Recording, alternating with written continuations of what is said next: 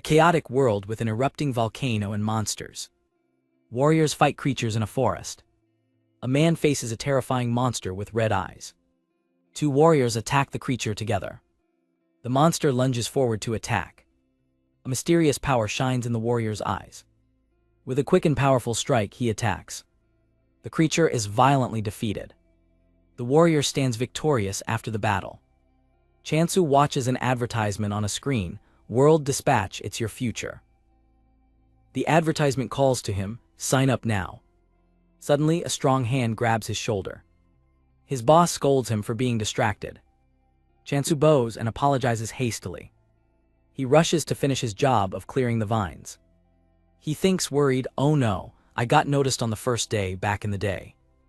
Determined, he says to himself, no, I can't get fired again. He starts working with impressive speed. His boss watches, surprised by his efficiency.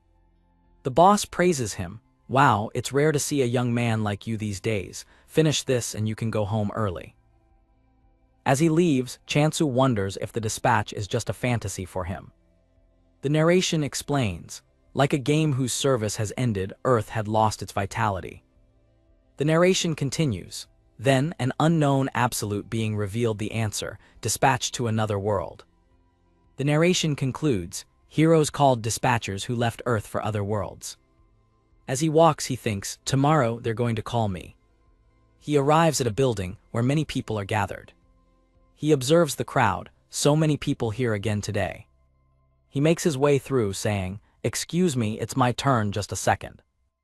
At the counter, the attendant asks, are you Mr. Oh Chansu? The man checks Chansu's information on the computer. The record shows that Chansu has already paid a large sum for a family dispatch search. The attendant informs him that his balance is insufficient. The attendant dismisses him, please come back when you have sufficient funds. Another man pushes him roughly aside, shouting, move, it's my turn. Discouraged, Chansu leaves. He enters his empty apartment, I'm back. Memories of his childhood emerge. He remembers his father, a high-level returnee who encouraged him, come on, try one more kick.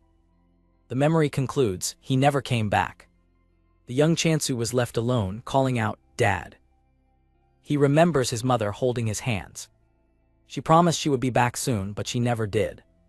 In the present, he reflects, and so I was left alone. He thinks that his memories of them are already very faded. Suddenly, an intense light shines from outside. He runs to the window to see what's happening. A huge beam of light strikes the city. The shockwave throws him away, and he screams. He is thrown against the wall and an object hits him on the head, knocking him unconscious. He wakes up with a throbbing headache.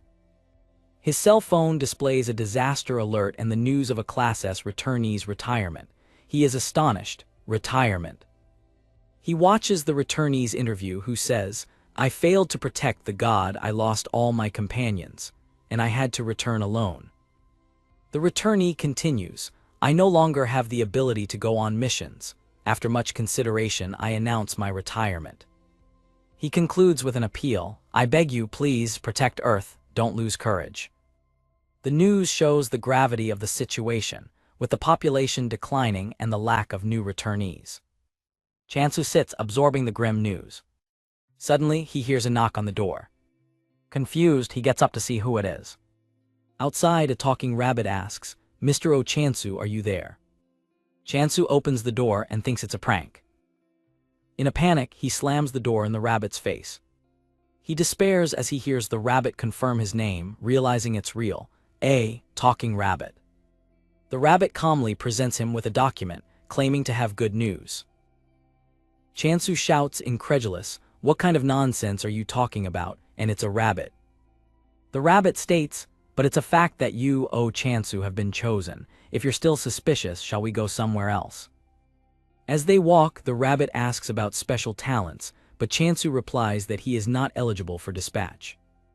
Chansu confesses, I really don't have anything that could be called a special talent.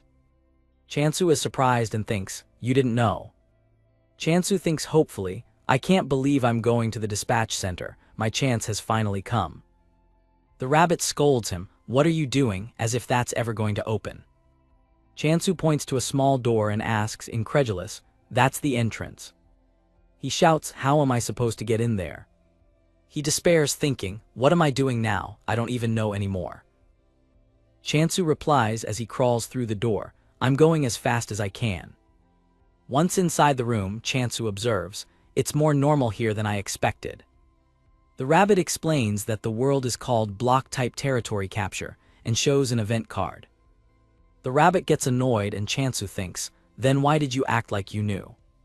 The rabbit composes himself and says, "It's the most popular place at the moment." Chansu reflects, "A god. I guess the returned A from the news also served a god." The rabbit throws the cards and says, "If you decide right now." "What do you say?" the rabbit asks. "Will you make your choice?" Chansu hesitates, "I don't even know which one is good." The rabbit pressures him, "Chansu, this is a rare occurrence, an opportunity like this. You know that, right?" He thinks, he's right. Why am I hesitating like an idiot? I don't know when another chance like this will appear. He decides and takes a card. "I'll take this one." The card reveals to be the God of Negation 44%. He thinks, terrified, it's the God of Negation. The name already sounds horrible. Chansu asks if he can choose again and the rabbit agrees, "Sure." Chansu takes another card and panics. "Ah no, wait a minute, seriously." He takes the card and despairs. It's the God of Negation again. He shouts at the rabbit, "How do I keep getting the same god every time?" The rabbit replies seriously, "There's nothing wrong with the cards, do you understand?" Chansu thinks, scared, "What? Why did he suddenly get so serious?" The rabbit warns, "Now this is your last chance." With his eyes closed, he takes a card, begging, "I don't care what it is, just please don't let it be negative again." Relieved, he celebrates, "I got one." The card is the Goddess of Abundance 0.00000001%. He thinks, "I got something, but the effects are a bit disappointing." He realizes, but still those are incredibly low odds, super rare. He fantasizes about the Goddess of Abundance. Chansu is confused, "Didn't you say it was my last chance?" The rabbit replies, "Well then you'll have to leave immediately." The rabbit encourages him, "This is your chance to go beyond being a dispatcher and become a returnee." The rabbit continues, "Everyone will admire you, Chansu." Chansu decides, right, if I keep going like this, I'll be running in the same place forever. A system message appears, "Congratulations, you will now serve the Goddess of Abundance." The welcome message appears, leaving Chansu shocked. The screen displays, "Potential dispatcher." He thinks astonished, that was the Goddess of Abundance. He is filled with confidence. "With that goddess by my side, I feel like I can do anything." He asks the rabbit, "So where do I go now?" The rabbit pushes him towards the portal and he shouts, "Wait a minute." He points to the portal. "That doesn't look like it's in a good mood." The rabbit insists for him to look closely and see how beautiful it is, but Chansu thinks, anyone can see that it's a terribly dangerous black hole. He decides, still, I won't back down anymore. I'll show everyone that I can do it. The rabbit kicks him into the portal and he screams. As he falls, he curses the rabbit, "You bastard." He looks at a loading screen and asks, "What is this now?" A tip appears. Tip, the percentage of the god indicates the size of their influence. He reacts shocked, "What?" He starts laughing desperately, "Haha, damn. I'm so screwed." The screen shows again, Goddess of Abundance 0.00000001%. Chansu arrives at a desolate and ruined place. A system window appears, and Chansu turns around, confused. The system message greets him, "Welcome to the block land capture world. Oh Chansu, you are the apostle of important. Secure as much territory as possible." He notices a typo in the message and gets annoyed. He decides he shouldn't stand still and starts exploring the place. He finds a scythe on the ground and wonders what it is. He picks up the scythe. Suddenly, he feels a scary presence behind him and panics. He sees a silhouette with glowing eyes and thinks, scared, it can't be. He despairs, damn, I haven't even met the goddess yet and there's already a monster. I can't die like this. He decides to use the scythe to at least threaten the creature. To his surprise, the creature is just a small hamster who cries scared. Chansu observes the small hamster on the ground. He thinks with a dark look, still, since it's a monster, maybe I'll gain something if I catch it. The hamster continues to cry, terrified. He changes his mind, smiling and finding the hamster cute. The hamster starts to run away. The hamster stops and seems to call him to follow it. The hamster runs, calling him. He realizes that the hamster wants him to follow it. Chansu starts running after the hamster. He shouts, breathless, "This little thing is super fast. Where the hell are you going?" They finally arrive at a place near a waterfall. He finds a waterfall and exclaims, "Water." He fills his canteen with water. He drinks the water. He feels refreshed, it's so refreshing. He sits down and asks the hamster if it lives there. He asks if the hamster knows where the very abundant goddess of abundance is. He sighs, realizing that it's impossible to talk to the hamster. The hamster points in another direction, indicating that they should continue. He agrees, "All right, let's see where you take me this time." The hamster leads him to a huge tree. He is impressed by the size of the tree, but notices that it is dry. He compares it to the trees on Earth. He notices something on the ground. He steps on a ginseng root. The hamster panics at the scene. The hamster cries over the ginseng, and Chansu apologizes. A system tip appears. You have discovered the divinity of this area. He is confused by the system tip. The hamster pulls his pants to get his attention. He picks up the hamster and says he's busy. The hamster squirms, desperately trying to show him something. The hamster points to the ginseng on the ground. He looks at the crushed ginseng with a horrified expression. He looks at the root and wonders, shocked, the divinity is. He denies it, saying it's just ginseng and can't be the goddess he serves. A note, the image may be different from the real one, appears and he shouts, "What?" He falls to his knees, desperate, and realizes, land capture and percentages. It was an omen, huh? He remembers that the percentages on the gods' cards increased and concludes that their power expanded with the territory. He regrets not realizing that those cards were good. He concludes that the goddess of abundance must have shrunk as her territory diminished. Terrified, he wonders if he was the one who dealt the final blow to the goddess. Since she is dry, he decides to give her some water. He pours water on the ginseng root. The root begins to glow, appearing to revive. Excited, he decides to give more water. The ginseng seems to be drowning from the excess water. He and the hamster celebrate, seeing that she woke up. He formally introduces himself. "I am Chansu, Apostle of Abundance." He recognizes her as his main divinity. He wonders why she can barely move. He admits he has no idea what to do next. The system advises him, use skills to become even stronger. He accesses the skills menu. He finds a skill called Blessing of Abundance, and below it the word decapitate. He is shocked, decapitate, as in cutting someone's head off. He imagines a guillotine and wonders if the meaning of abundance is to cut off the heads of the bourgeoisie and live abundantly.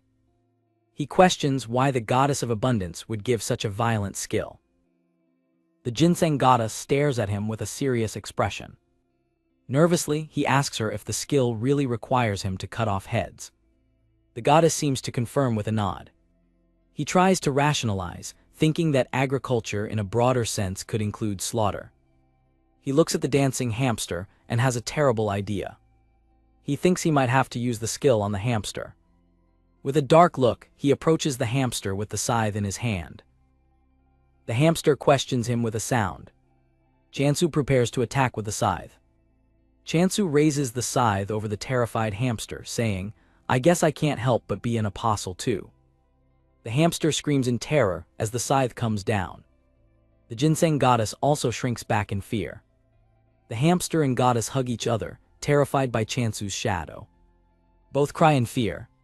Chansu turns sharply and asks, "What is that?" The hamster and goddess scream. A monstrous dark foot emerges from the shadows. Chansu is startled and shouts, "What is that, seriously?" A dark monster with multiple glowing eyes looms over them. The goddess and hamster tremble in fear. Chansu realizes his mistake. "Wait, so that thing wasn't a monster, I was mistaken." He makes up his mind, thinking, so. He faces the creature and concludes, I have to defeat that guy instead. He tightens his grip on the handle of his scythe. He advances against the monster, thinking, no, I really have to do this. With a determined look, he thinks, and I can see clearly. Where to attack? A system notification appears. You can activate the skill Decapitation. Chansu jumps to attack. He prepares to deliver the blow. With a swift movement, he cuts the monster in half. The hamster and goddess watch the scene shocked. The monster dissolves into the air. After the battle, Chansu approaches the goddess and the hamster. He thinks, looking at the hamster, this little guy, in that brief moment did he protect the goddess. He kneels and bows an apology. The hamster and goddess look confused. The hamster gives him a thumbs up. Chansu smiles, relieved. The hamster celebrates, beaming with happiness. A system window appears before them. The system message reads, due to the skill's effect, the head is automatically transferred. Immortal Oni Hunt 1. Chansu reflects, a somewhat scary name for something so easy, huh? Another system notification appears. Transferred tributes are linked to the goddess. He turns to look at the goddess. He notices that the goddess is brighter and asks, huh, goddess? He perks up and says, if we keep repeating this, you'll return to your abundant form. He runs off declaring, I'm going to hunt more, goddess. He encounters a group of monsters identical to the previous one. He stops upon seeing a system window and asks, The system notification informs about the existence of unidentified points used for system resources, with no exchange between players. He analyzes the received information. He decides that his priority is to defeat the monsters. He faces the monsters. He prepares to fight. He thinks, lucky I have a skill, strong but not difficult to use. He advances thinking, besides, mud monsters are so slow. He activates his skill and attacks the monsters. The system notification instructs him, hunt monsters to earn points. He continues the hunt with determination. The system counter marks, Immortal Oni Hunt 4. He continues hunting in the forest. The hamster, now on his shoulder, celebrates the victory. The hamster nudges him excitedly. Chansu smiles and says, ow, handle, stop. Seeing the counter at 101, he wonders, but seriously, why the name Immortal Oni? He returns to where the goddess is. He observes her and smiles. He says to her, you've become even more radiant. He has a perverted thought about her true form, which embarrasses the hamster. He thinks, at this rate, she might regain her true form soon. He composes himself and asks the goddess what to do next. The goddess guides him to the large, dry tree. The goddess gestures towards the tree. Chansu carries her to the tree. The goddess touches the trunk of the tree. She gestures for Chansu to touch the tree as well. He obeys and places his hand on the trunk. The system notifies him that he can use the Blessing of Abundance skill and that all blessings consume points. A green aura surrounds the hamster, who watches in wonder. The goddess also watches the energy flow. Chansu begins to channel the energy. He decides, okay, points I earned hunting monsters. Dump them all in. The green energy revitalizes the branches of the tree. The tree comes back to life. The tree is completely enveloped in light. The tree is completely revived, now full of red apples. Chansu and the others look at the restored tree. He is surprised to see the fruit, an apple. He picks one of the apples. Impressed with the size, he thinks, I've never seen one on Earth, were apples always this big and heavy? He says to himself, I want to eat it right now, but first. He kneels and offers the fruit. I dedicate the first harvest to the goddess. The goddess hugs the apple happily. He comments, I hope you return to your former self soon, but honestly, you're pretty cute like this too. The goddess begins to absorb the apple. The apple withers quickly as she extracts its essence. Chansu is shocked by the speed of the absorption. He decides to get more fruit, thinking, better not get on her bad side. He calls the hamster, Hamdal, let's eat too. He bites into the apple, thinking, I have to be cautious, but... He delights in the taste and exclaims, delicious. He thinks amazed, this apple is insanely good. The goddess watches them from afar. She peeks from behind the tree and thinks, "What?" The goddess seems surprised by Chansu's actions. It is said that the Abundance faction, responsible for food, was once a considerable force due to its high-quality agricultural products. However, when corruption began to absorb other factions, Abundance had no choice but to flee. The Abundance faction was attacked by monsters, unable to fight back. To survive, they abandoned their businesses and turned to hunting monsters, but they were not suited for battle. Abundance was doomed to fall. The Ginseng Goddess thinks that the Decapitate skill is not for combat, but a modified skill to, at least, bring back the heads of dead animals or monsters. She concludes that this was the best solution they found, since Abundance and warriors don't mix. She observes Chansu, thinking that maybe it wouldn't be impossible for someone incredibly strong to use the skill to fight.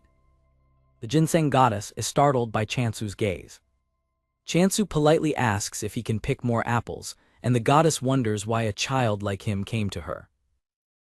The goddess decides that, in any case, Chansu is now hers and clings to his leg. Chansu asks surprised, "Goddess?" The goddess hugs his leg tightly. Chansu is terrified, thinking she might try to absorb him. Chansu returns with a basket of apples to the place where he arrived. He notices that the goddess has fallen asleep in his hands. He gently lays her on the ground. A sudden noise startles Chansu. He wonders what that thunder in a clear sky was and hopes he didn't wake the goddess. Chansu laments that his stomach is complaining and that just apples are not enough to sustain him. A system window appears. The message announces, a delivery event is in progress. Chansu reads that the Grand Block Land Capture Summoning event is in progress and is surprised that there are events. He thinks it's better to sleep a little, as he is exhausted. He covers the goddess with a leaf and tells her to use it as a blanket. The scene changes to the Temple of Circulation. A woman, Sujin, walks furiously through an office. She barges into her superior's room, startling him. The superior asks, "You and the delivery, why are you here?" Sujin confronts him, annoyed. She shouts that they are not gaining anything from the free shipping event and questions whether he is surviving only on apples like Chansu. Desperate, she asks, "Did I do something wrong?" The superior advises her, "Take a break, even if it's under the guise of a business trip." She retorts, "I know it's because no one else wants to go on the trip, you know." He pushes her out, and she complains that she will freeze to death in some hidden realm of nowhere. The superior says goodbye as Sujin looks defeated. Sujin looks at a long list of orders and wonders why it is so extensive, remembering that she needs to prepare to go to a restricted area. She determines, thinking, "I hope it's not all in vain." Chansu plays hide-and-seek, saying, "I can see your hair, Tilda." Hamdal is hiding, making noise. Chansu finds Hamdal nibbling on one of the apples. He pinches Hamdal's cheeks. Chansu playfully scolds him, You rascal." Chansu worries, what will we do if it continues like this when we have a scheduled visit for today? He thinks he can't make a bad impression on the first meeting. A system explanation shows that the world is divided into blocks. To move to another block, a daily movement ticket is required. For Chansu, the surrounding area is desolate, and the nearest village is a week away. He reflects that luckily, the delivery only takes 2 days. Lying on the ground, he eagerly awaits the arrival of his sleeping bag. He thinks, to avoid turning into a mummy, I need to increase favorability little by little. Chansu notices a group of monsters and says, surprisingly, they even deliver monsters. They've been coming to me on their own since yesterday. Chansu advances to the battle. He attacks the monsters with his scythe. He continues to fight the horde. He thinks, I knew it, their movements are a little faster. He concludes, well, even so, it's only to a minimal degree. Chansu defeats all the monsters. Sujin arrives and observes the scene from above, shocked. She thinks insane. Chansu and Hamdal laugh victoriously after the battle. The monster undead ghoul is introduced. More undead ghouls emerge from the ground. It is explained that the creature casts a curse on its target, causing them to collapse. Chansu fights fiercely against the ghouls. Watching from afar, Sujin wonders, shocked, who is that crazy bastard? Sujin reflects, aren't they afraid of the consequences, and they don't seem to be purifying the curse. She continues to ponder, frightened, don't tell me. She watches him fight and thinks, but why would a sword master be dealing with apples? Well, it's not quite a sword. Sujin decides to leave thinking, let's not provoke him, who knows what will happen if we get on his bad side. After the battle, Chansu checks a system window. He smiles, satisfied with the result in the system window. He calculates, it costs 1,000 points per apple for the blessing, so I should be able to do up to 100 today without any problems. He looks at a distant temple and concludes that the place must be a point jackpot block. Sujin arrives and surprises Chansu. She bows in greeting. Sujin formally introduces herself. My name is Hei Sujin from Circulation Trading. Your package has arrived. Chansu greets her and asks how she found him. She thinks, you kind of stood out. He treats ghouls like toys. I can't let my guard down. Sujin reaffirms to herself that she must not let her guard down. She spots Hamdal and thinks, enchanted, what is that marshmallow ball?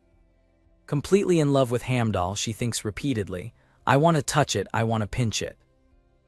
She tries to compose herself but still thinks, I want to touch it. Sujin sneaks closer, trying to get near Hamdal. She continues to watch Hamdal with admiration. Hamdal seems to notice her gaze and composes himself. As they walk, Chansu doesn't seem to notice Sujin's obsession with Hamdal. Sujin is impressed with the apple tree and thinks, is that really an apple tree, the size of this tree? Chansu offers a giant apple to Sujin. She takes the fruit and thinks, shocked, it's not just the tree, is this even an apple? She hesitates before biting, thinking, but when the fruit is too big it tends to lose its sweetness. Is it just for show? She bites the apple. Her eyes widen with the taste. She devours the apple thinking, it's not just sweet, the perfect amount of acidity creates a perfect harmony. She calculates the value of the fruit. A taste of this level must be worth at least 50,000. No, if I play my cards right, I can get more than 100,000 gold. She turns to talk to Chansu. She stares at him with a serious expression. Chansu awaits her assessment, a little nervous. Sujin makes a 2 sign with her fingers. She says the price, 20,000. Sujin reaffirms the value of 20,000 with a confident expression. Chansu and Hamdal shout in surprise. Chansu asks incredulously, are they that expensive? Sujin thinks that she can't deceive a potential client. She remembers Chansu fighting and thinks that it's better to be honest, as she only has one life. Chansu tries to process the information. Sujin states, I believe this apple has an even greater value. She prepares a formal contract. She proposes to Chansu, I would like to pay the remaining balance with a formal contract. What do you think? Chansu accepts the pen to sign. He analyzes the contract before signing. He smiles, satisfied with the terms. Sujin is surprised to see a change that Chansu made to the contract. Chansu smiles, explaining his decision. He explains that he wants to do long-term business with someone honest like her. Sujin is moved by his trust. She smiles, accepting the partnership. They shake hands and she thanks him for the contract. Sujin begins to deliver the ordered items. She hands Chansu the seeds, food, and kitchen utensils he ordered. She hands him a nest with eggs, saying, it's a gift from Circulation Trading to commemorate our agreement. She adds that since he already raises a familiar, he might not need it, and thinks about how cute Hamdal is. Sujin apologizes for mistaking Hamdal for a familiar, finding him too friendly for a monster. She explains about the eggs. The more points you infuse through a blessing, the stronger the familiar that will be born. They finalize the details of the agreement. Chansu informs her that he plans to grow other things and that his production will be about 50 apples per day. It is narrated that they coordinated the supply cycle and quantity, concluding the first deal. Sujin thinks about buying a warehouse. The Ginseng Goddess rests comfortably on a cushion. Chansu talks to the goddess, thinking that although Sujin seems like a good person, it's always better to be careful. Chansu is sitting on the floor with his new supplies. The Ginseng Goddess watches him with curiosity. The Ginseng Goddess happily hugs the familiar egg she won. Chansu looks at the eggs and thinks, if I want to use a blessing on the familiar egg, I'll need more points. He decides, first, I need to get more regular customers. A vote for your monster notification appears, with Undead Ghoul 101 in first place, to Chansu's disgust. Chansu smiles confidently, satisfied with his progress. He reflects, things are going better than I expected. There will be more to come, but I'm not afraid. Chansu smiles excitedly and says to himself, actually, I'm looking forward to it. In another location, apple slices are presented in an office. Sujin's superior tastes a slice of the apple. Sujin reports the situation to her superior. The superior eats the apple slice with a thoughtful expression. He comments that Chansu defeated more than 100 ghouls, only tearing off their heads. The superior theorizes that Chansu must be a sword master in training, self-imposing disadvantages. The superior prepares to take another slice.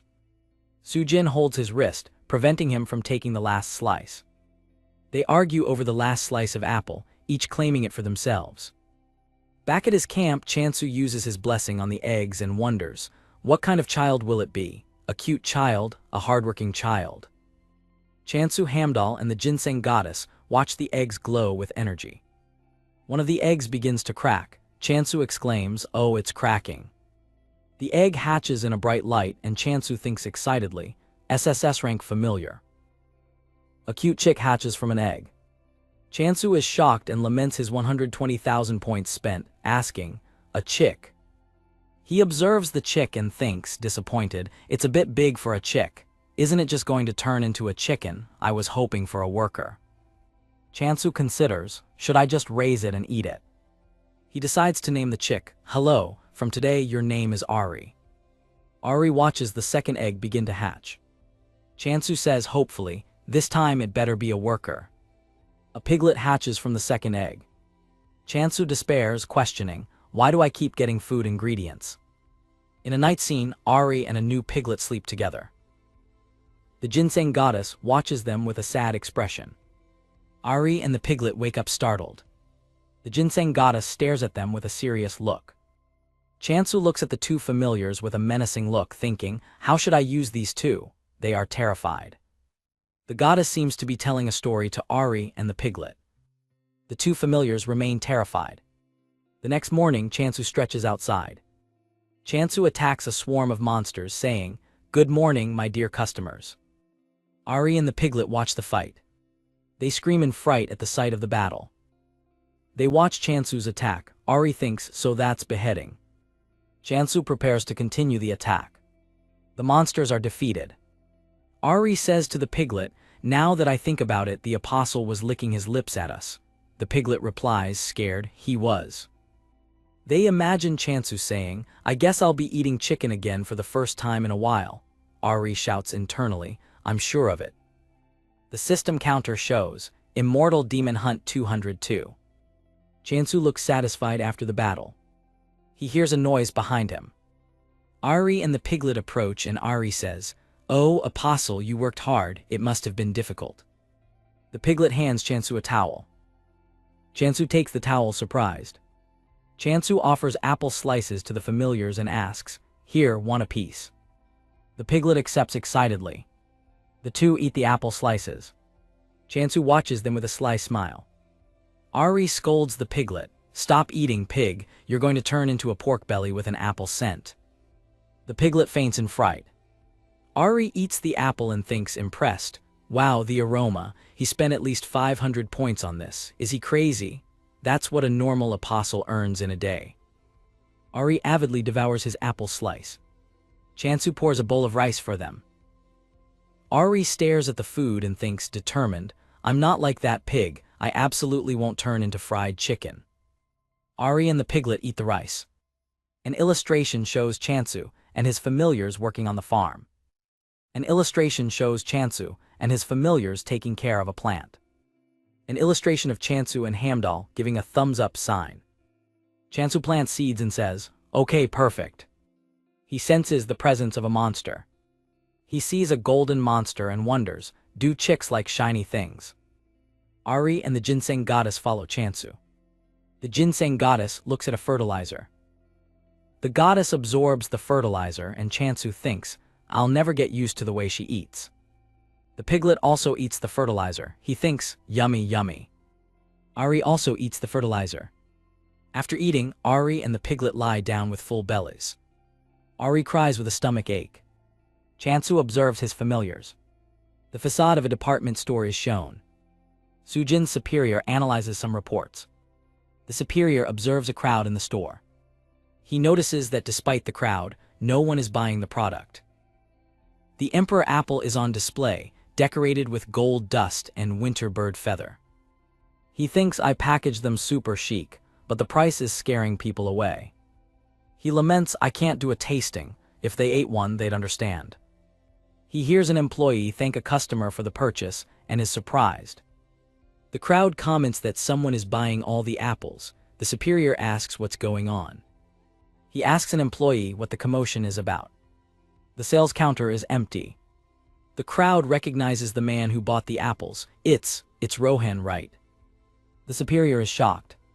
The crowd identifies the man as Rohan, the pioneer of training with disadvantages and the master of the unparalleled sword. Rohan bites into an apple and says, delicious. The superior thinks this is a huge scoop. Sujin's superior, Ryu, panics upon seeing the news about Rohan and the apple, with headlines saying the food that made him a sword master has finally hit the market. On the phone, Ryu vehemently denies the claims, shouting, of course not. The phone keeps ringing, increasing Ryu's stress. He continues to answer the calls, visibly overwhelmed. Frustrated, he yells at someone on the other end of the line. Chansu reflects that it's been a week and he's living a pretty abundant life. Chansu prepares to cook. Happily, Chansu displays a potato and a sweet potato he harvested. Chansu cooks skillfully, impressing Hamdal. The piglet Doji catches Chansu's attention. Doji drools, showing he's hungry. Chansu relents and feeds Doji, saying, all right, here, eat at least this. Sujin arrives at the location. Sujin and Chansu greet each other. The familiars band together to hide and protect Sujin's goddess, the outsider. Sujin, excited, starts chatting with Chansu. She brings good news, showing on a screen, sold out for 2 days in a row. Chansu reacts with a shock of joy, unable to believe it. Chansu thinks apples here aren't even considered expensive. Are there that many rich people?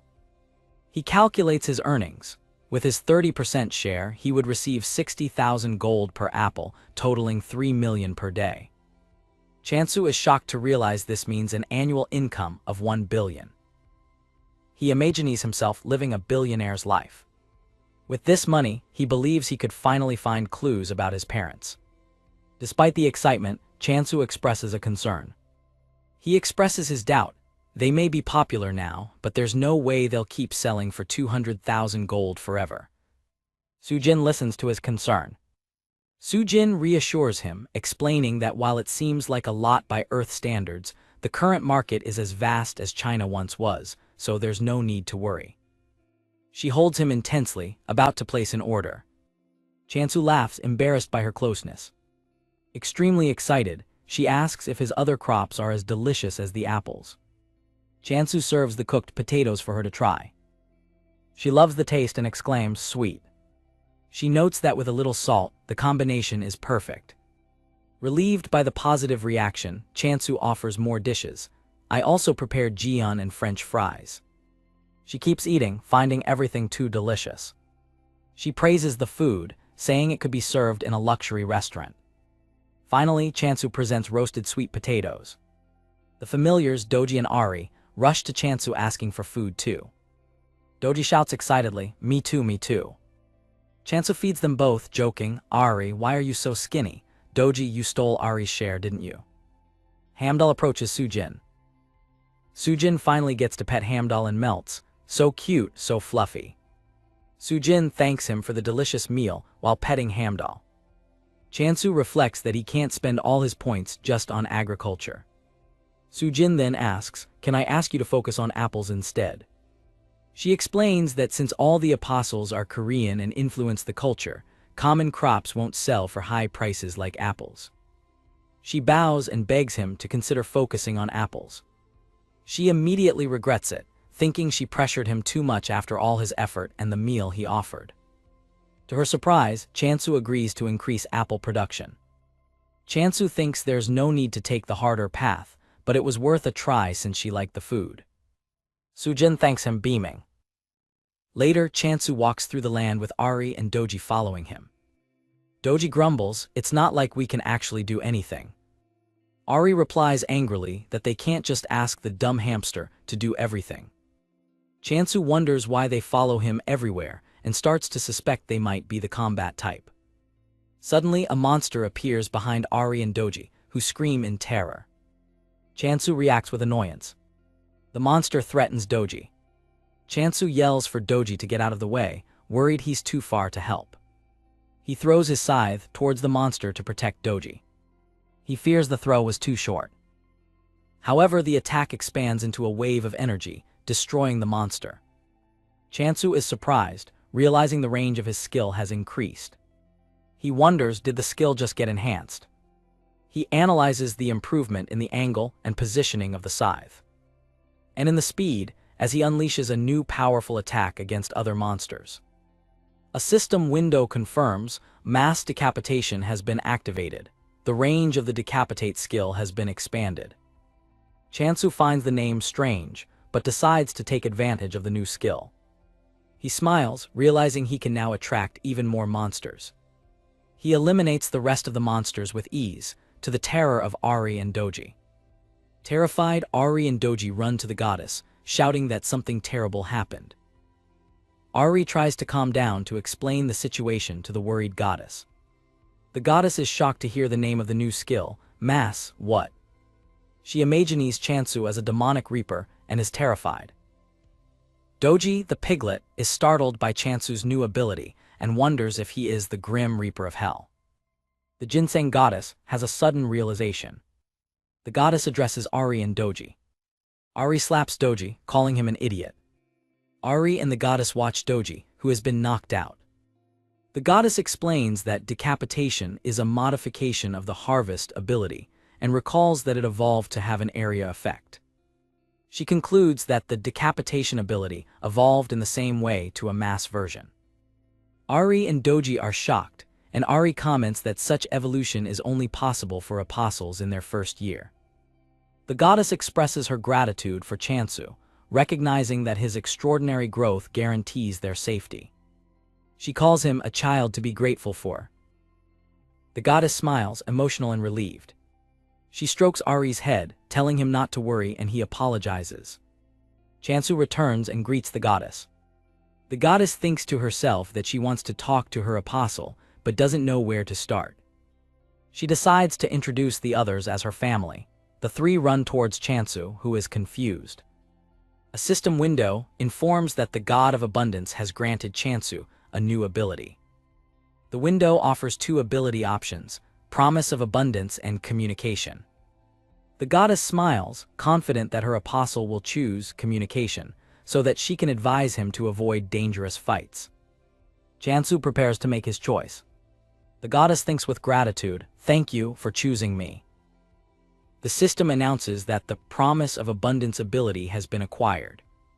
The goddess, unaware of the choice, continues to smile. Upon realizing what happened, the goddess is shocked. Chansu analyzes the new ability window. He ponders that communication would probably allow him to talk to animals and plants, but has no idea what promise of abundance is. He imagines the nightmare of hearing the complaints and threats of plants and animals. Horrified by the idea, he decides it's better not to choose communication. He concludes that ignorance is bliss and turns to make his choice. He selects promise of abundance. Chansu notices that everyone has suddenly become discouraged and wonders why. He decides to focus on the new ability for now and opens his status window. He sees his abilities listed as decapitation and promise of abundance, noting that the latter has no description. He picks up an apple. He declares that he will offer an apple to the goddess. Chansu offers the apple to the goddess. The goddess turns her face away, pouting. A system notification informs that the points used are accounted for and returned according to the utilization of the ability. Chansu understands that even if she didn't eat it, the offering counted as fulfilling a promise, earning him points. He pinches Hamdal's cheeks. He is amused by Hamdal's reaction and thinks about trying it with the others. He declares that he will fill Doji's belly. Ari and Doji are terrified. He feeds Doji. Chansu finds it strange that his points keep returning while feeding Doji. Doji is still hungry, even after more than 10 apples to Chansu's disbelief. Chansu laments the waste of apples, but continues feeding Doji. Sujin comes running and calls for Chansu. She bows, panting in front of him. With a panicked expression, Sujin warns him. She says that he needs to occupy and defend his territory, as someone may be planning an invasion. She explains that the apples have become so popular that, even with a limit of 1 per person, there are already 5,000 reservations. Chansu is shocked by the news, and she warns that looters are gathering to take his territory. Sujin explains that the area is outside the law, making it impossible to prevent crimes without someone's support. Chansu reflects on who could support him. He concludes that his only supporter is the goddess. He is determined to protect his territory, because if he loses it, not only the goddess, but the entire Abundance faction will be finished. Chansu discusses the situation with Sujin. He decides to occupy the neighboring blocks to create a base and get closer to Sujin's position. Chansu complains that 5,000 people made reservations without consulting him. Sujin asks if he didn't know. Chansu looks confused and Sujin smiles. She begins to explain the absurd rumors that are circulating about the apples, leaving Chansu in disbelief. Chansu shouts, saying that it is impossible for any of these rumors to be true. He sighs, exhausted with the situation. Sujin asks hopefully if the rumors are not real. The scene changes to the facade of a hospital. Rohan enters a hospital room while being secretly followed by a photographer. The photographer takes pictures stealthily, feeling that he has found a great story.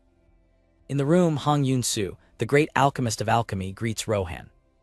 Rohan hands a gift box to Yun-soo, who is in a hospital bed. The box contains the emperor apples. Rohan offers an apple to Yun-soo. Yun-soo bites into a slice of the apple. Yun-soo is amazed by the taste and exclaims, "This is insane. It feels like the taste and nutrients have been pushed to the absolute limit." While eating, Rohan asks Yun-soo about the variation in taste between the apples. Yun-soo analyzes the fruit, commenting that it would be difficult to achieve such quality even with special fertilizers. Yun-soo scolds Rohan for eating the gift he brought. Yun-soo calls the department store to order more apples, claiming to be a VIP customer. He is informed that reservations are suspended. Yun-soo argues with Rohan about the food. Rohan teases Yun-soo, who responds affirmatively, saying he has plenty of money and time. The photographer captures the scene of Yun-soo throwing a pillow at Rohan. A newspaper headline announces, "Great alchemist Hong Yun-soo was discharged immediately after eating an emperor apple. The fruit cured his alchemy side effects. Is it really a panacea?" In an office, a hand slams a phone on the desk. Sujin's superior, Ryu, shouts furiously, "Are they trying to add more fuel to the fire?" Chansu calls out to the goddess. The ginseng goddess looks shocked. Chansu asks Doji and Ari to protect the goddess. She thinks confused, did he suddenly change after gaining a skill, but it's not even a combat skill. The goddess grabs Chansu's leg, begging, "You can't go, it's dangerous." Chansu looks at her and gets an idea. He ponders about what to feed the goddess and decides, it's protein time. He thinks he never had the courage to eat meat in front of Ari and Doji. Chansu decides he will cook meat anyway. He goes to his pantry. He finds a package of meat he had ordered and says, "Found it." Chansu remembers that even looking at pictures of meat made his mouth water. He starts grilling the meat. Chansu cooks happily. Doji, the piglet, drools at the smell and grunts, asking for food. Chansu sees the goddess with an angry expression and wonders if she is still hungry. Ari warns Chansu, "Apostle, it seems the goddess is hungry, check on her." Chansu offers a piece of meat to the goddess, warning, "It's hot." The goddess crushes the meat with her foot and shouts, "Not this, I told you not to go." Chansu worries, thinking, did it spoil? Isn't she angry? Is she? He picks up a piece of the meat to taste. He eats the meat. He concludes that something is missing, and it doesn't have the same impact as the apple. He thinks that maybe that's why the goddess didn't want to eat it. Chansu deduces that the goddess didn't like the taste, while she cries and thinks repeatedly for him not to go. He says goodbye to the goddess and leaves. Ari and Doji are shocked to see him leave. Later at night, Ari and Doji sleep. Ari dreams of eating more while Doji warns him. The ginseng goddess watches them sleeping. The goddess sits alone and sad in the temple. Chansu arrives at the shimmering border of a new block. He confirms to himself, this is the block. He observes that from afar the border looked continuous. He touches the digital barrier. A system window asks if he would like to move to block 35N, 10E. The system notifies him that travel rights are restored at midnight, and he finds that thoughtful. He turns on a flashlight. He enters the new block and comes across a jungle. He looks around, surprised by the environment. He hears a noise and turns around. He sees a swarm approaching. The swarm is composed of giant monstrous insects. He desperately flees from the swarm. He prepares to fight with his scythe. He tries to attack the insects, but realizes that even cutting their necks is difficult. He decides he will have to retreat. He comes across undead monsters emerging from the water. He is shocked and wonders if they are there to protect him. The undead declare that they must defeat him, and Chansu realizes that he will have to fight alongside them against the insects. The undead advance against the insects. Chansu observes that the insects are being held back by the undead. He takes the opportunity to attack and retreat. He manages to escape the block. He falls to the ground, exhausted but safe. A system notification informs that defeating grown monsters grants bonus points. He looks back at the battle inside the block. He smiles, realizing he found a points jackpot and that this changes everything. Chansu notes that his regular monsters are getting stronger. He faces the monsters, stating that he can't hate loyal customers. Meanwhile, in an office, there are piles of work. Sujin is lying on her desk, completely exhausted. Her superior, Ryu, also seems exhausted with the situation. Ryu shouts, stressed. Ryu orders Sujin, sure, even if a knife is at your throat, don't reveal a word. As he speaks, a figure with a sword appears behind him. Sujin is terrified by the figure. Ryu turns around and sees a blade near his neck. Ryu and Sujin panic at the presence of the intruder. Ryu faces the man who is threatening him. Ryu recognizes the man, Sword Master Rohan. Ryu gets nervous, wondering how Rohan got in there. Rohan presses Ryu against the table. Rohan demands to know, the Imperial Apple and its cultivator, where are they now? Ryu, Sujin's superior, recoils in fear. He grabs Sujin, using her as a shield as they both panic. Another female employee screams in fear upon seeing the scene with Rohan approaching. Sujin thinks desperately, they say there isn't a senior you can truly trust. Ryu, holding Sujin, says to Rohan, well said, well said. Terrified, Sujin thinks repeatedly, I'm scared, let me live, I don't want to die. Rohan draws his sword and says, I see, I was hoping to resolve this peacefully, but it seems impossible. Ryu and Sujin scream in panic, we're going to die, someone help me. Rohan slams the tip of his sword into the ground forcefully. With the sword stuck in the ground, Rohan determines the direction, east side. Rohan declares that he will use his intuition to find what he's looking for. Rohan turns to leave, leaving Ryu and Sujin confused. She asks, huh? As Rohan walks away, Ryu asks Sujin, what did he mean by that? Ryu explains to Sujin that Rohan has solved many cases using only this sense of his. Sujin doubts, is something like that possible? In his territory, Chansu waits in front of the block entrance. Chansu remembers Sujin's warning that the Sword Master would visit him soon. He waits sitting on a tree stump. A system notification appears, someone has entered this block. Chansu stands up, ready to greet the visitor. He looks at the entrance but sees no one. Confused, he wonders where the visitor is. He checks the system again, which shows no errors. Chansu searches anxiously around the area. Suddenly, he sees the block's barrier being torn apart by an intense light and is startled. That's... Chansu is shocked and thinks he tore through the block's boundary. Is that possible? A figure crosses through the gap in the barrier. Chansu recognizes the newcomer and thinks, that's the sword master, Rohan. Rohan asks, are you the cultivator of the Emperor apples? Chansu confirms and thinks, relieved, he really found me. Chansu introduces himself and asks the reason for the visit. Rohan states, I came to buy apples. Rohan asks for 200 apples, but Chansu, shocked, says he can only provide 50. Rohan accepts the 50. Chansu notices that he seems a bit somber. Chansu asks about the price.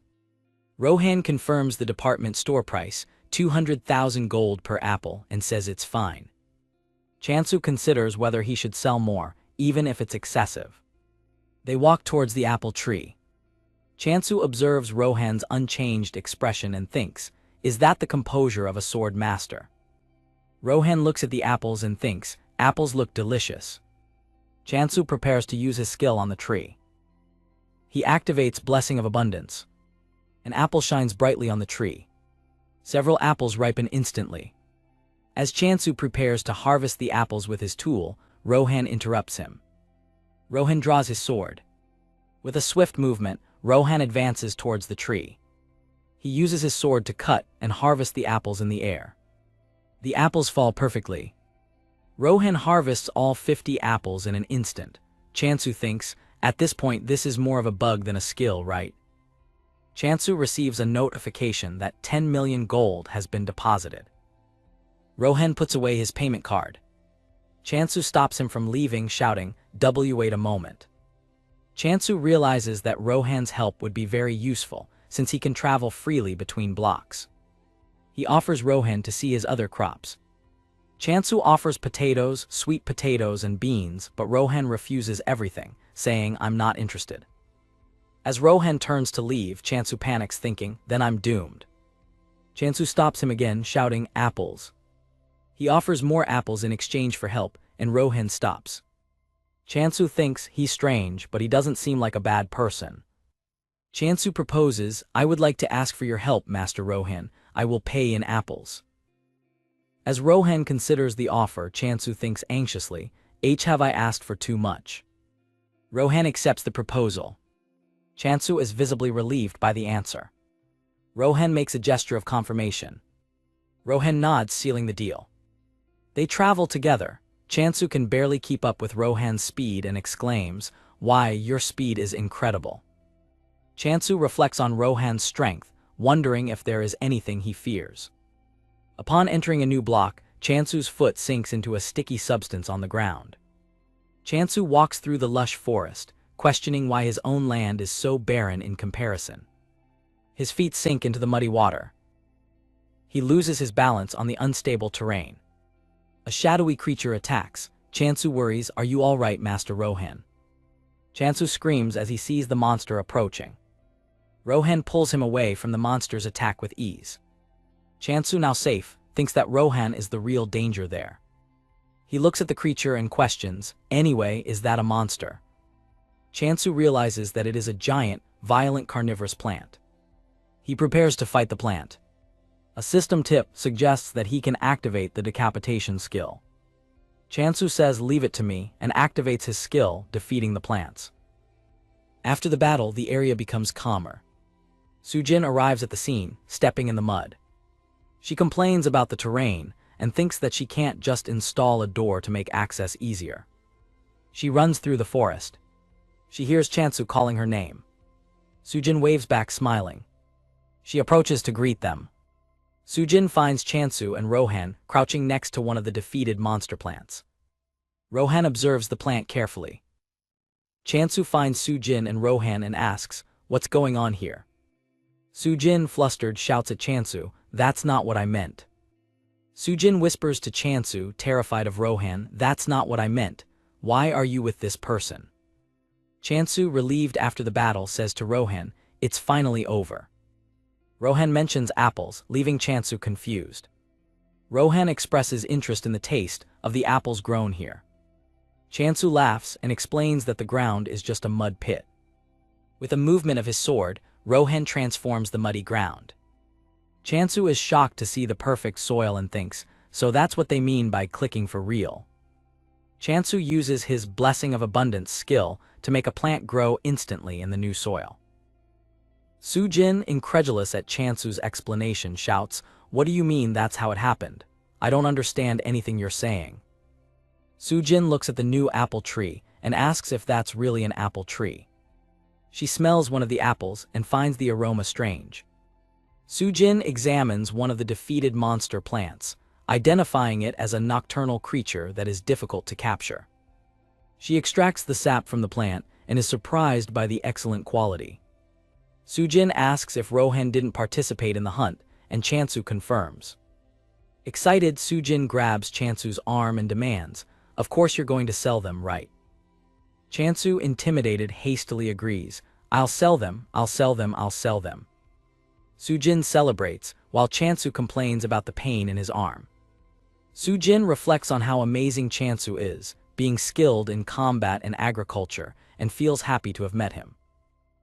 She daydreams about the profits she will get from all of Chansu's products. Chansu snaps her out of her reverie, asking if she needs anything. Sujin asks for a moment while she gets the supplies she brought. She hands Chansu a portable house and insect-repelling plants. Sujin is perplexed by Chansu's ability to grow plants instantly, something she can't understand as a simple kit. Shocked, she wonders what kind of person he really is. In the temple, the narration states that, despite the simple appearance, that is a monumental day. Chansu prepares to buy his block's property through a system window. The system confirms the purchase. Chansu and his family celebrate finally reaching 100 property points. Chansu celebrates being officially a property owner, explaining that the process took 10 days due to the purchase limit. He discovers that the purchase has unlocked new functions, including the feature assignment system to the block. Reading a system tip, he understands that there is a characteristic that perfectly suits his goddess. The system offers the options growth and death. Chansu comments that with his goddess there is never a moment of rest. He chooses the growth characteristic. The system confirms the choice, and the temple area becomes more lush. Chansu smiles, finding his family's reaction cute. He checks the details of the new feature and sees that it affects the growth of plants, animals, skills, and monsters. Chansu is shocked to realize the implication of monster growth. The narration explains that the new effect brought good and bad news. The bad news, the growth effect has already strengthened the undead spirits. The good news, for now they are still huntable. The narration concludes that, as the monsters grew, the reward and points also increased. Rohan suddenly appears and Chansu asks, surprised, when did you get here?" Rohan asks if the apples are gone, and Chansu denies it, incredulous. Chansu has a dark thought, wondering if Rohan will die from eating too many apples. Chansu asks how many apples Rohan needs. The answer is 120 more if possible. Chansu offers to give a free sample, as the taste may have changed. The narration describes the peaceful afternoon, with Chansu's family having a picnic. A threat approaches, and the narration questions whether their peace will last. Chansu is shocked to find the goddess and the others there, asking why everyone gathered in that place. The family members look at Rohan and wonder who he is. Rohan senses an unusual aura coming from them. One of the family members fears that Rohan might be a butcher. The chick screams in panic at the sight of Rohan's sword. Rohan seems delighted, thinking, how lucky, some unique family members. Chansu throws himself in front of the family members to protect them, shouting for Rohan to wait.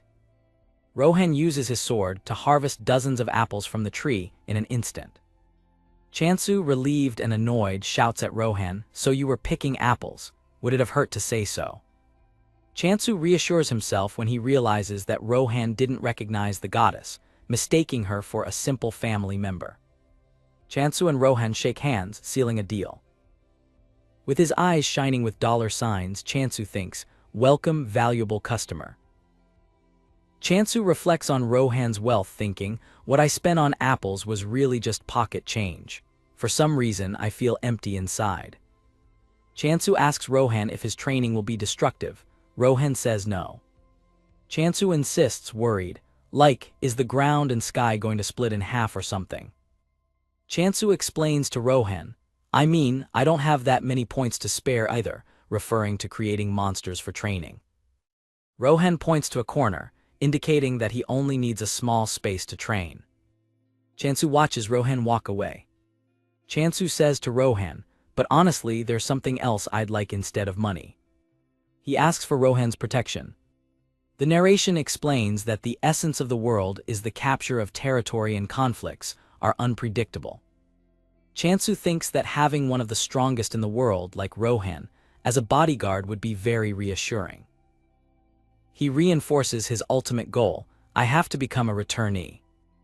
Rohan accepts the request with one condition, if you can enhance the skill's growth effect, I'll consider it. Ari and Doji watch the conversation from afar. Ari, annoyed, asks Doji what they are talking about. Doji replies that it seems Rohan is going to live with them. Chansu thinks to himself, a sword master protecting us, even the goddess will be satisfied. He sees his familiars shrinking and wonders, are they all shy? Chansu tries to introduce his familiars to Rohan, encouraging them to say hello. The familiars look terrified. Rohan stares at them with an intimidating look. The familiars run away screaming in fear. Chansu laughs awkwardly and comments, I guess they don't get along with strangers. Chansu, changing the subject, prepares to make his first request to Rohan. They arrive at the carnivorous plant block. Chansu sees Rohan eating and thinks, resigned, there he goes with the apples again. He decides, if I buy the remaining property rights to this block, it will become a land of abundance. The system confirms the acquisition of the block for abundance. Rohan draws his sword. Rohan suddenly stops and says, there's something there. They find a small black cat and Chansu asks, a cat? Chansu concludes that it must be a monster like Hamdal, since he has never seen other animals in the area. He thinks the cat doesn't seem particularly dangerous. Chansu approaches and pets the cat, finding it soft. The cat suddenly attacks Chansu.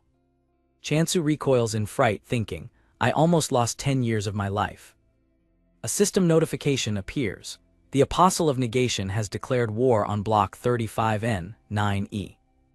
Chansu is incredulous. Seriously, a declaration of war just for petting his belly. Chansu asks Rohan if he really believes the cat is the Apostle. Chansu wonders nervously, am I really going to fight to the death with this cat? Rohan explains that, since war has been declared, enemies will appear on the border soon, and they will be people.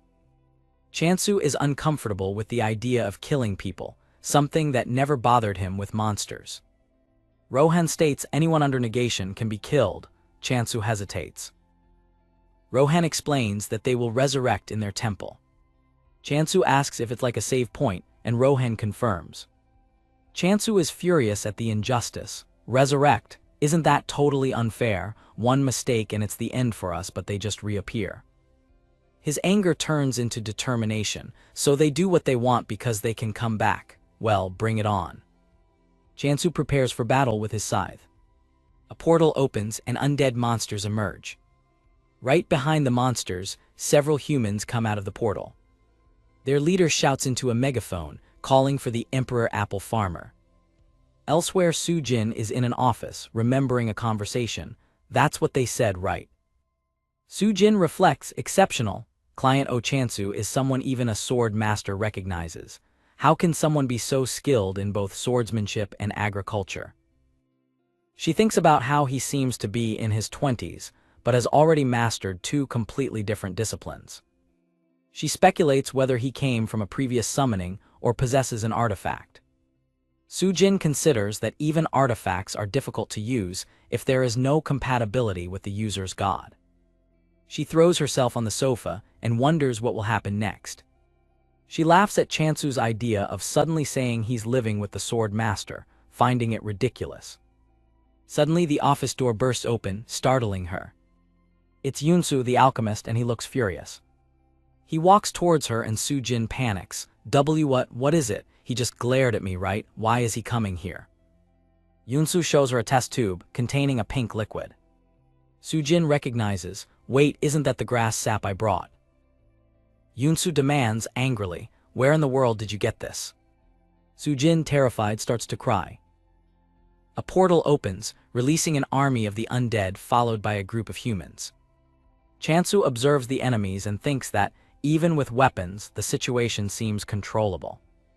The leader of the enemy group demands that the priest and emperor cultivator reveal himself.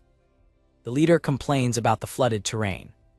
He shouts into a megaphone, "Let's finish this quickly before we get tired, how about that?" Hidden, Chansu wonders why the enemies are so unprotected. Chansu feels frustrated with the lack of information about the adversaries. He reassures himself thinking that, at least, he has Rohan by his side.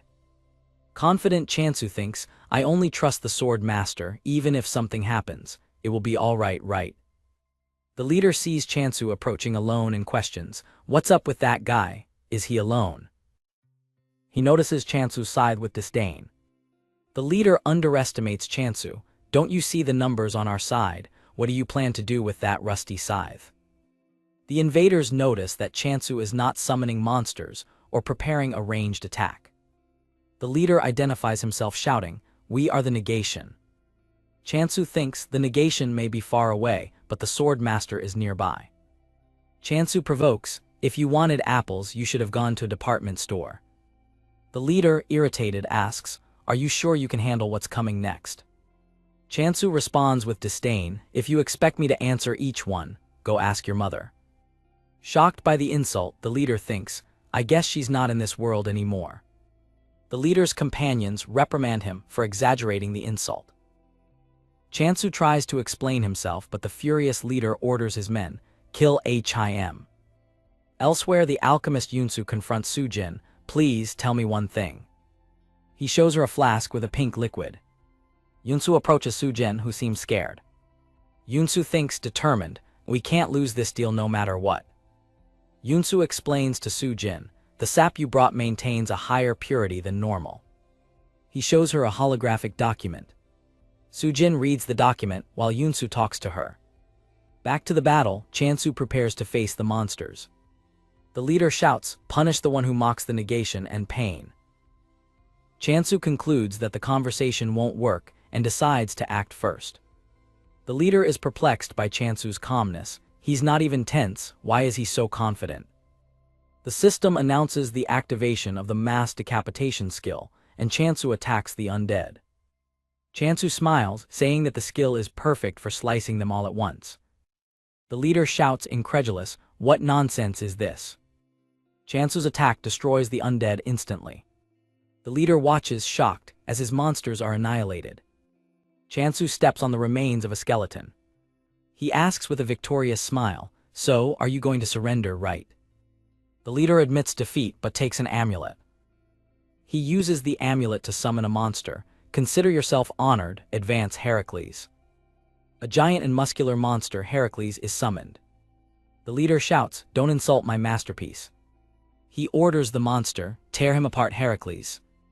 Chansu calculates the cost of the monster, 30 million gold and 100,000 points, He compares the value, thinking, maybe the equivalent of 200 emperor apples. Chansu prepares for the counterattack. Chansu unleashes a powerful blow.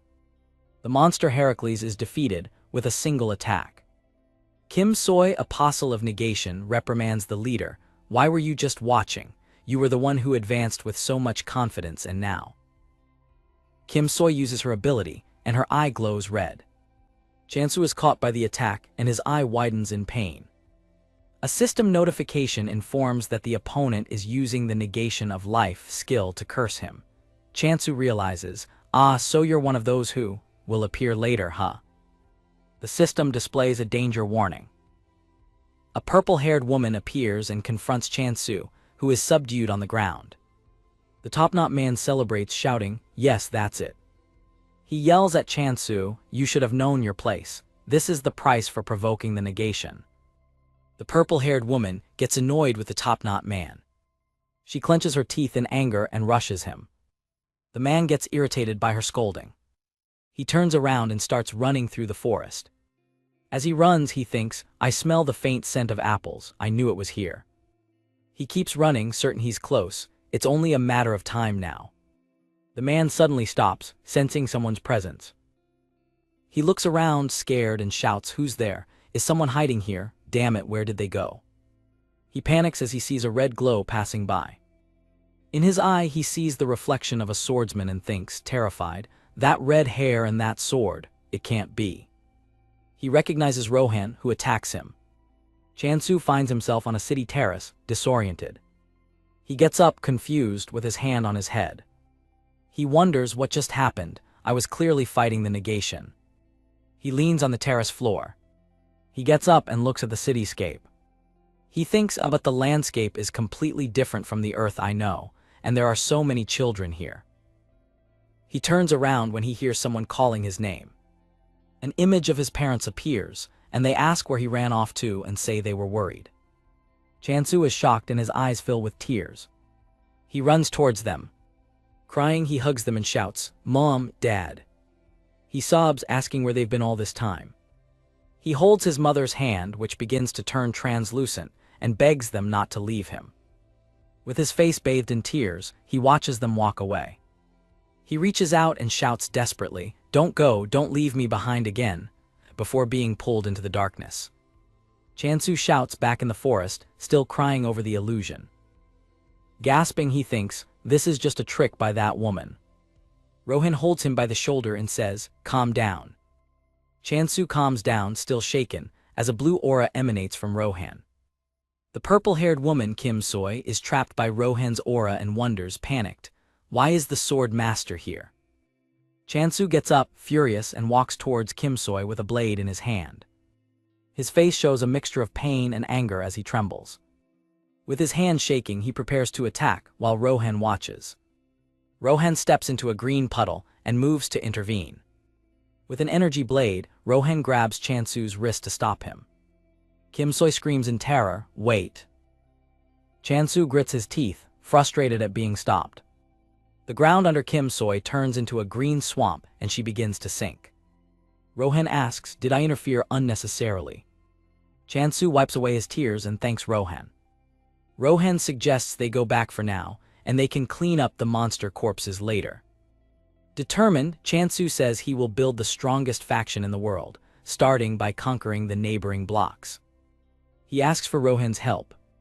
Rohan smiles and says, "I accept my bonus in apples." Chansu laughs and agrees to give him many. They stop when they see a small black cat lying on its back on the ground.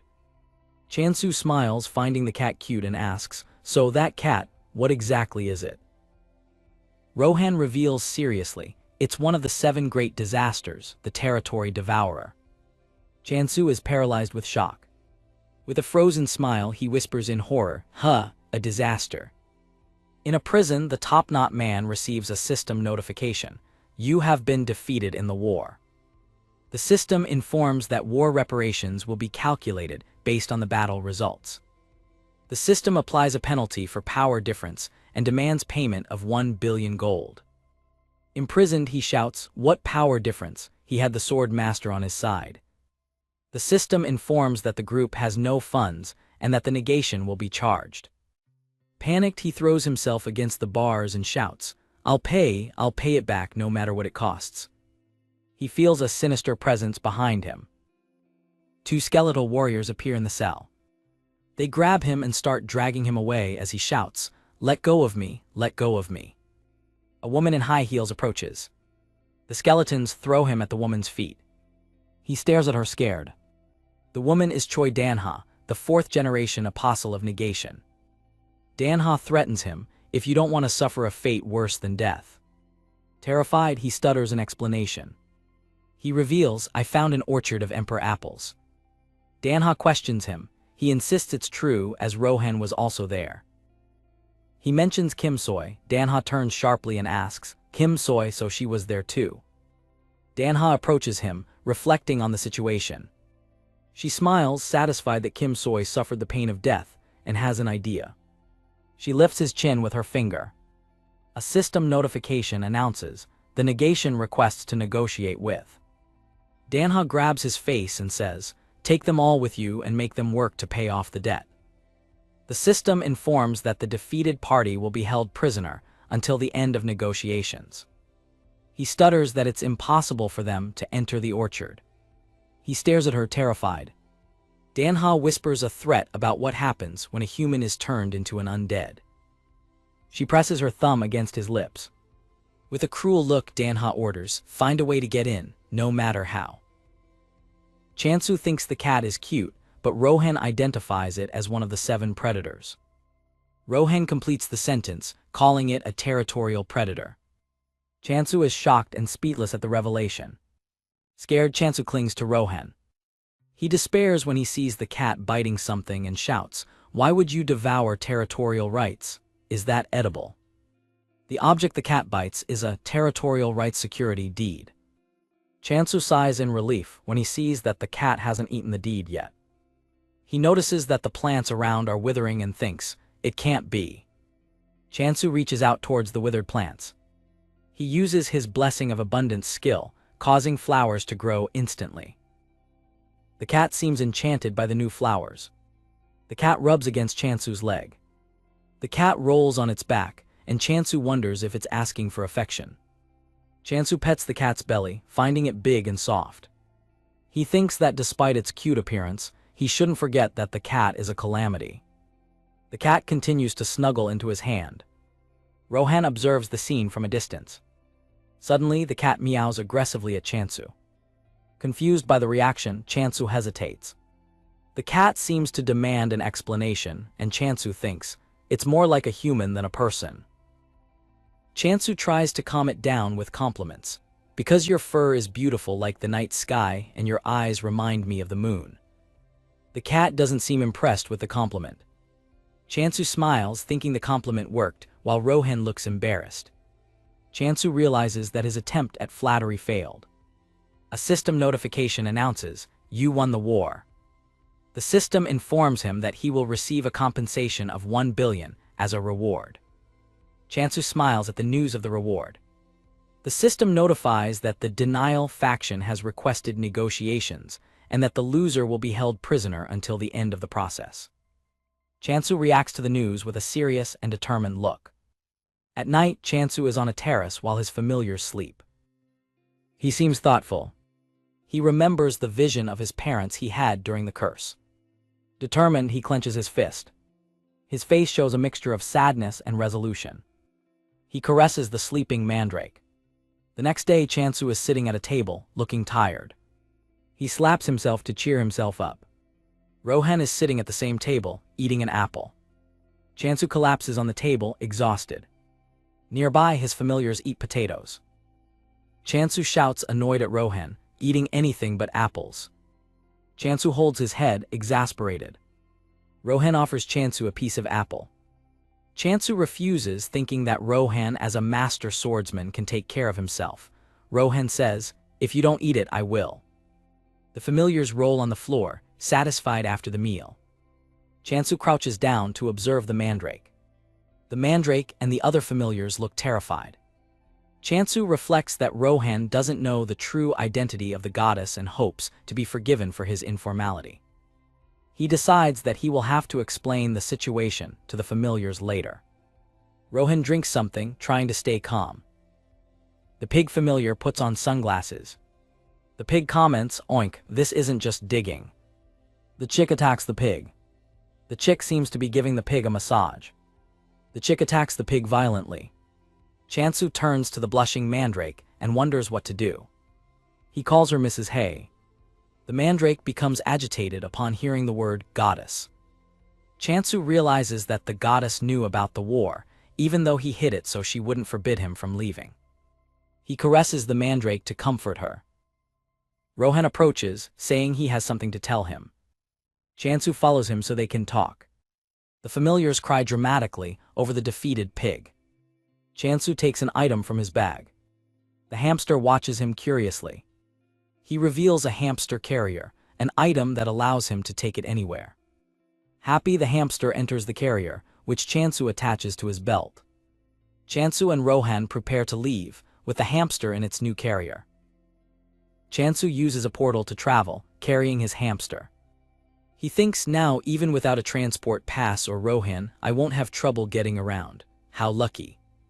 Upon arriving at the new location, a voice calls out to him. Sujin greets him. Ah, you arrived early, while petting a black cat. Chansu smiles, revealing that he brought Rohan with him. Sujin is shocked to see Rohan. Rohan is already eating an apple. Sujin looks exhausted by the unexpected situation. The black cat rubs affectionately against Chansu's leg. Chansu introduces the cat to Sujin. His name is Night Sky. Chansu also shows his hamster Hammy to Sujin. Chansu notices that some nearby plants are withered. He places the hamster carrier on the ground while Sujin watches. The hamster runs in its exercise ball near the cat. The black cat watches the hamster with curiosity. Chansu thinks about his business. Currently, I have 443 regular customers. Chansu asks Sujin, if it's another block, where to? Sujin seems worried about his question. The hamster comes across a dark, slobbering creature. The hamster screams in terror. Sujin remembers the warning. He said it's not a monster but one of the 7 great disasters. Sujin smiles, seeming to have an idea. She grabs Chansu's wrist tightly. Sujin throws him violently. Chansu is launched against the ground, creating a small crater. Sujin shouts, furious, that the disaster can destroy not only property rights but the blocks themselves. Fallen, Chansu smiles sheepishly. Sujin questions Chansu about how he intends to deal with the creature. A system notification shows an expenditure of 200,000 points to protect the territory. Another notification shows an expenditure of 10,000 points on plants. The territory is successfully protected. The system informs that the plants yielded 200,000 points. Chansu touches the root of a large tree. He turns abruptly, alerted by something. Sujin watches him as he says that something broke. Chansu hears the sound of his hamster. He runs, shouting stop, upon seeing the cat chasing Hammy, whose carrier is broken. The cat captures the hamster with its mouth. The cat paws at the hamster. Chansu begs the cat, which suddenly becomes docile and rubs against him. Rohan watches the scene from afar.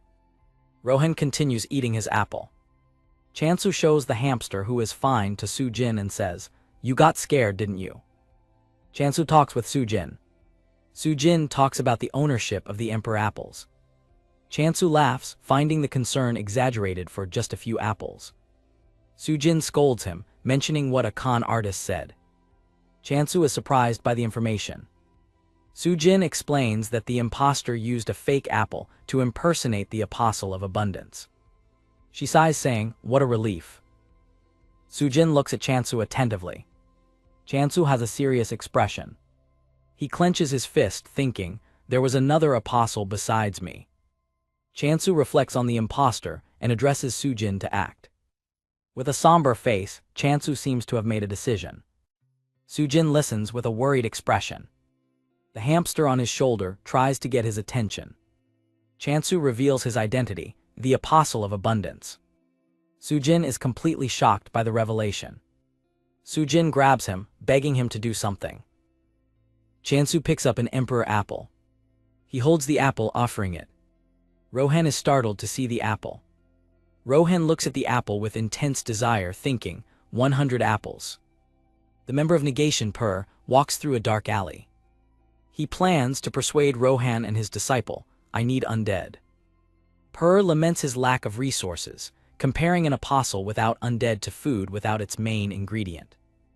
He complains that low-quality undead would only get in the way. Pur opens the door to a shop. The shopkeeper greets him, calling him Mr. Broken. Pur is visibly annoyed by the nickname. He hands a document to the shopkeeper. Pur inspects a black crystal with difficulty. Pur argues with the shopkeeper, reminding him that he paid extra for the item.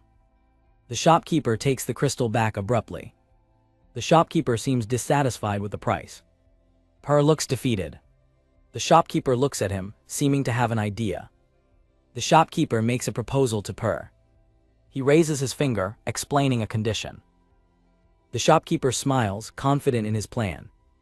Pur reacts with surprise to the proposal. A malicious smile appears on his face. Upon leaving, Per thanks him for the extra, and the shopkeeper invites him to return. Per steps firmly on the ground and thinks, I finally found it. With his hood down, Per runs with a manic and determined look. A dark-haired man shouts angrily. The denial group, including Per and his skeletons, celebrate kneeling on the ground. Chansu reacts in shock, asking, is this a joke? Rohan holds an apple while Chansu watches him. Chansu gives in and says, no, never mind, please accept many apples. Per, the man with the top knot, gives a malicious laugh. A man, the imposter apostle, is tied up. Chansu is surprised by the speed of the capture and thinks, already, with the movement, ticket restrictions, and the distance, it seems they were caught right after the reward was announced. He concludes, with 100 Emperor apples, things really move fast. The prisoner struggles, shouting to be released, while Chansu feels the energy of abundance in him. Chansu confirms to himself that he is feeling the energy of abundance. A skeleton holds the prisoner, who continues to shout. The prisoner, confused, asks why Chansu doesn't release him, thinking he's just a common type. The prisoner looks at Chansu angrily. Chansu approaches, his face grim, while Rohan eats in the background. Chansu threatens the prisoner with a scythe and the man mocks, when you can't even kill me. The blade of the scythe is pressed against the man's neck. Chansu, with his eyes shining, thinks, even now, I can see exactly where and how to cut you. The prisoner is terrified by Chansu's threat. Chansu has a vision of Per, the man with the top knot, offering him a wreath and thinks he looks like a veteran. Chansu holds the wreath thoughtfully. He questions himself, so it wasn't an energy coming from the artifact, then that guy. The prisoner shouts that the wreath is his, and Chansu thinks, to think that a wretch like this is actually my veteran. Chansu clenches his fist, furious, realizing that it was because of someone like him that abundance ended up in that state. To the prisoner's astonishment, Chansu places the wreath on his own head. The prisoner is flushed and confused by Chansu's action. Chansu, wearing the wreath, looks to the side with a serious expression. With a forced smile, the prisoner asks what he wants. Chansu stares at the prisoner, who shouts at him. Chansu gets irritated and shouts, that's right, the apples and the temple, even the monsters, it was all thanks to me. The prisoner remembers how lost and desperate he was, and accuses Chansu of knowing nothing about it. Chansu calms down, thinking that this is not something a single apostle could do alone. He approaches the prisoner and asks, who is it? Chansu continues to interrogate the frightened man. Chansu questions him, but you abandoned your own god and left. The prisoner explains that he was expelled to that remote place. Chansu raises the scythe and says, I heard your last words well, go in peace. The man shouts desperately, wait. Chansu swings the scythe towards the man's neck. The prisoner shrinks back in fear. Chansu stares at the man with the scythe in his hand. He just hits the man on the head with the handle of the scythe, who shouts in surprise. Chansu admits to himself that he was also deceived. The man cries and begs for his life. Chansu hits the man on the back of the neck, knocking him out. With the prisoner passed out on the ground, Chansu sheathes his scythe. He thinks, as much as I wanted to smash his head right now. Chansu reflects, even if it's a game world, I can't imagine hurting a real person. A red glow appears in the sky above Chansu. A system notification appears. The god of denial suggests you convert. The message continues, offering to kill the man for him if Chansu becomes his apostle. Chansu reacts in shock. Chansu gets annoyed, thinking, I didn't even intend to kill him, making it seem like I can't kill him because of some restriction. Chansu looks uncomfortable with the situation. Per looks at Chansu, who turns around feeling his presence. The god of denial continues to try to persuade him, questioning his reasons. The message insists that Chansu is the talent that should become the apostle of denial. He promises him unparalleled power if he converts. The entity suggests he try it for just 1 month, but Chansu shouts, I said no. Chansu realizes that, for the god to be able to send a message, he must be connected to Per in some way. The dark aura around Per and his men dissipates. Suddenly, Per and his men begin to applaud and praise Chansu. Chansu smiles, holding the reward notifications, with the defeated imposter at his feet. A view of a ruined temple covered in vegetation. One of Chansu's familiars, a chick, looks up. The chick and the other familiars react enthusiastically. Chansu holds the wreath and realizes, Goddess, this is the artifact of abundance. He kneels before the mandrake and offers the wreath, saying, I return to you what was originally yours. Chansu observes the mandrake's reaction. The mandrake snuggles affectionately into the wreath. Chansu smiles at the scene. He holds the wreath. The wreath floats and lands gently on the mandrake. A bright green jewel materializes in the center of the wreath.